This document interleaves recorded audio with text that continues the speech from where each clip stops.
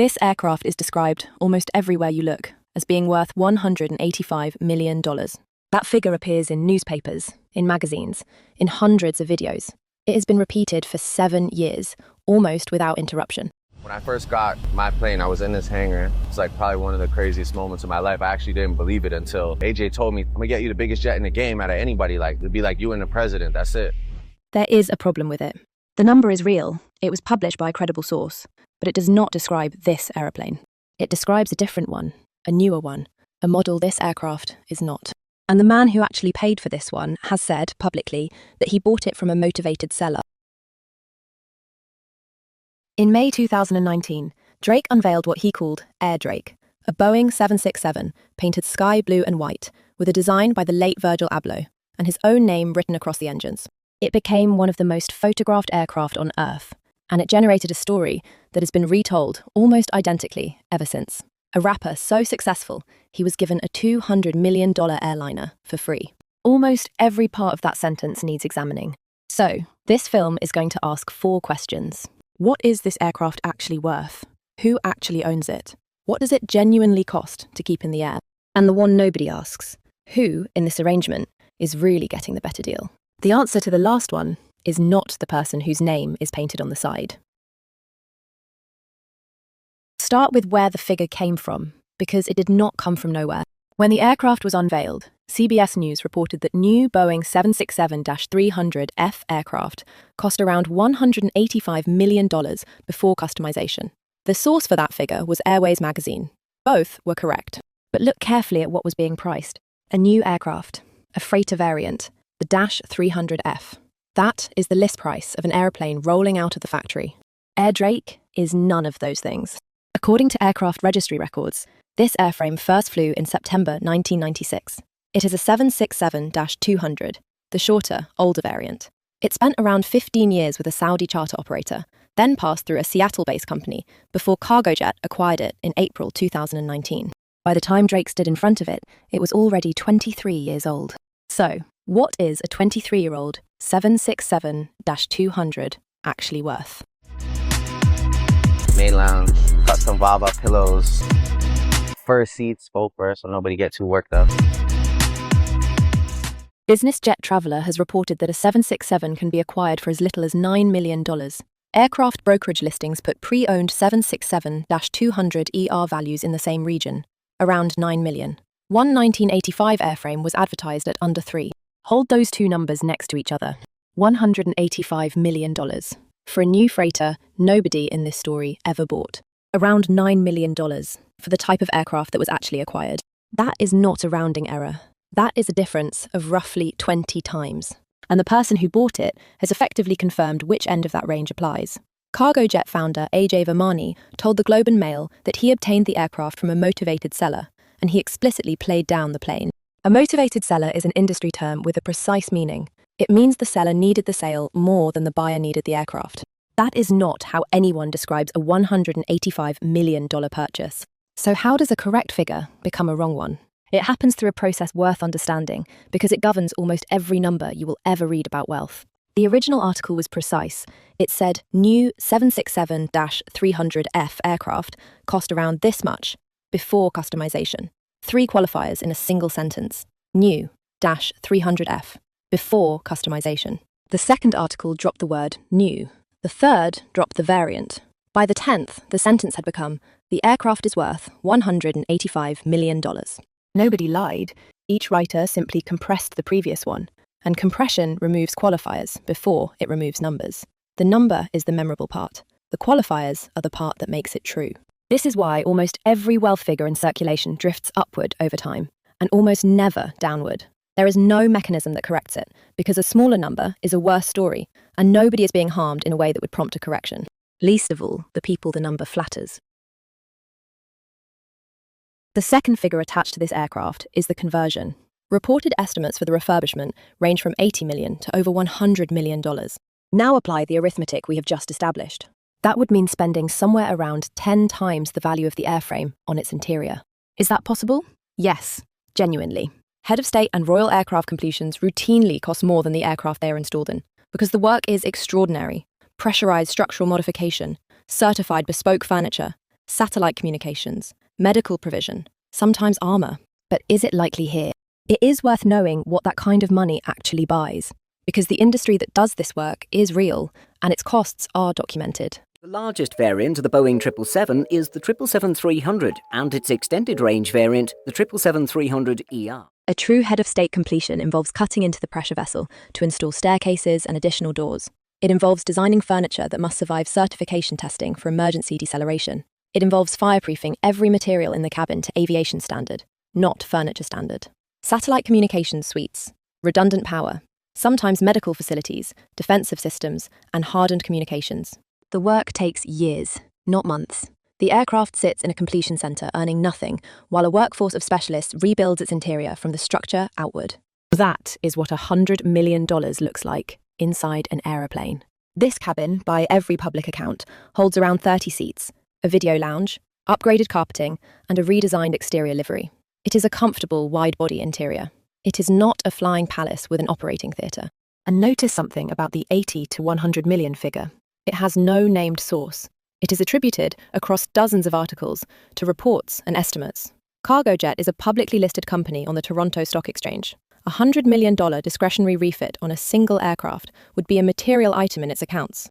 No public filing has ever confirmed one. So here is the honest position, and it matters that we state it clearly. The 9 million figure is a market benchmark for the aircraft type, not a confirmed transaction price for this specific airframe. The 100 million refit figure is a reported estimate with no traceable origin.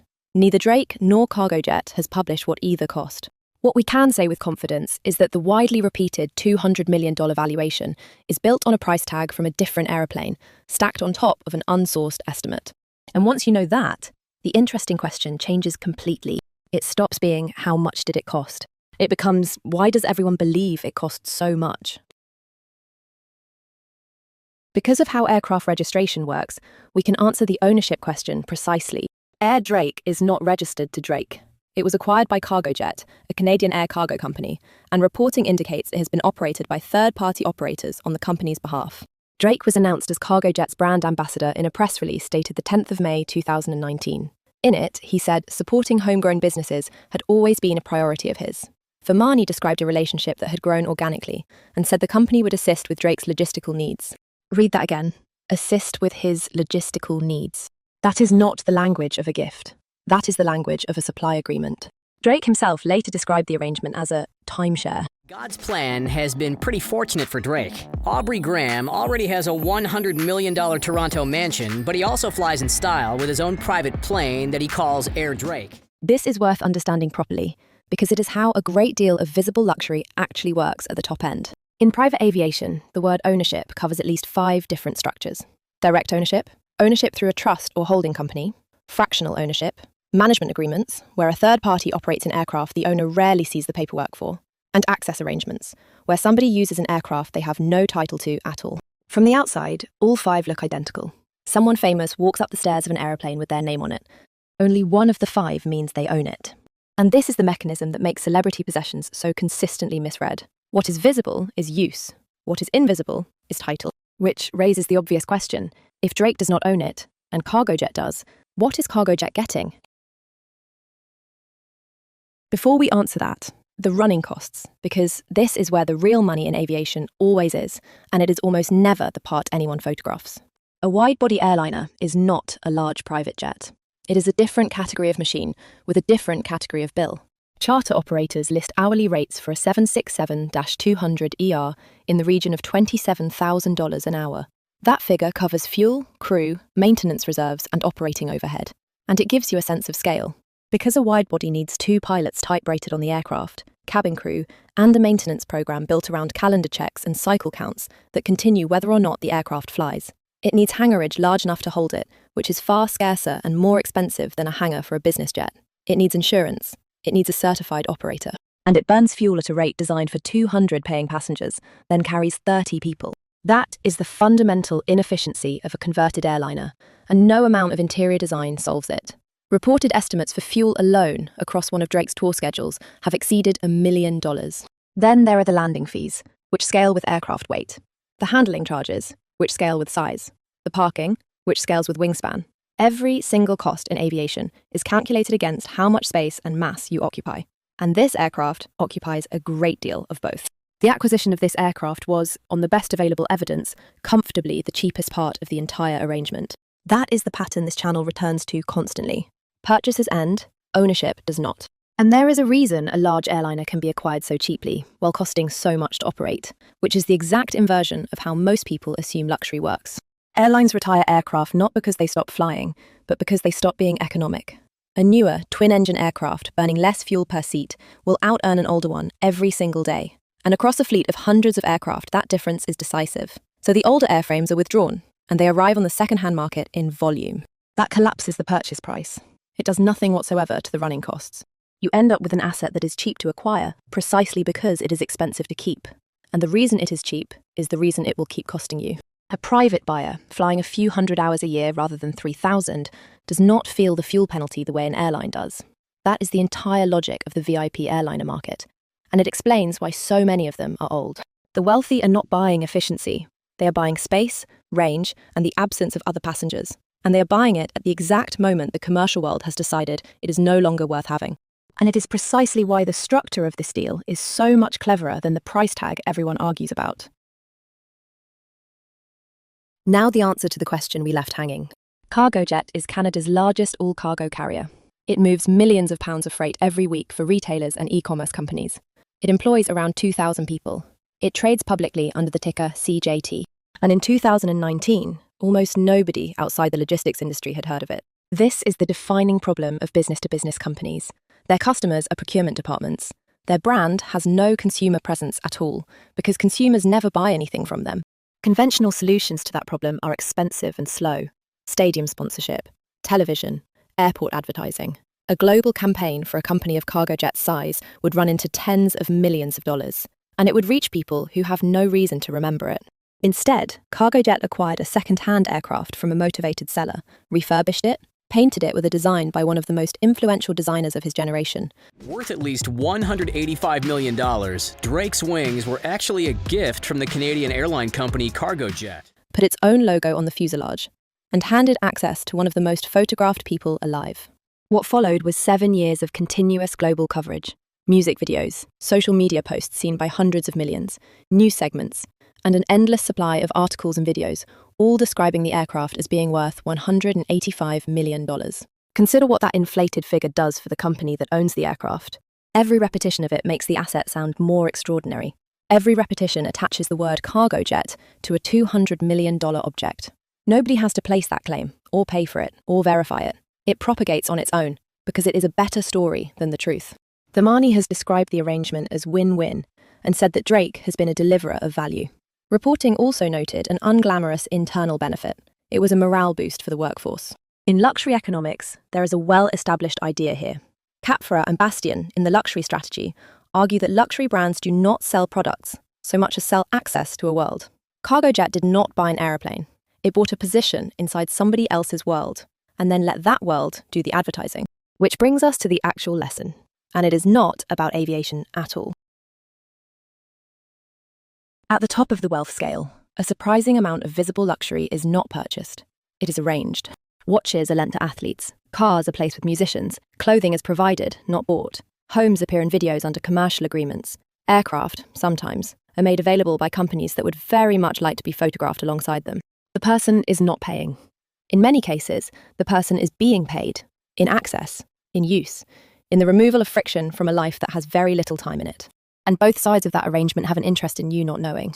The famous person appears wealthier than the transaction warrants. The company gets association with a level of expenditure it never made, and the number that circulates is almost always the highest one anybody ever published, because that is the number that travels. So, when you next see an extraordinary object attached to an extraordinary figure, 3 questions are worth asking. Where did that number originate? What exactly was it pricing? And who benefits from it being large? Air Drake is a real aircraft. It genuinely flies, it genuinely carries him, and the operating costs behind it are genuinely enormous. But it was never a $185 million aeroplane. It was a 1996 airframe, bought from a seller who needed to sell, given a coat of paint by a designer with a following, and turned into the most efficient marketing asset in the history of Canadian logistics. The plane was the advertisement. The price tag was the campaign. Privilege index, where wealth isn't measured by what people own, but by what it takes to keep it.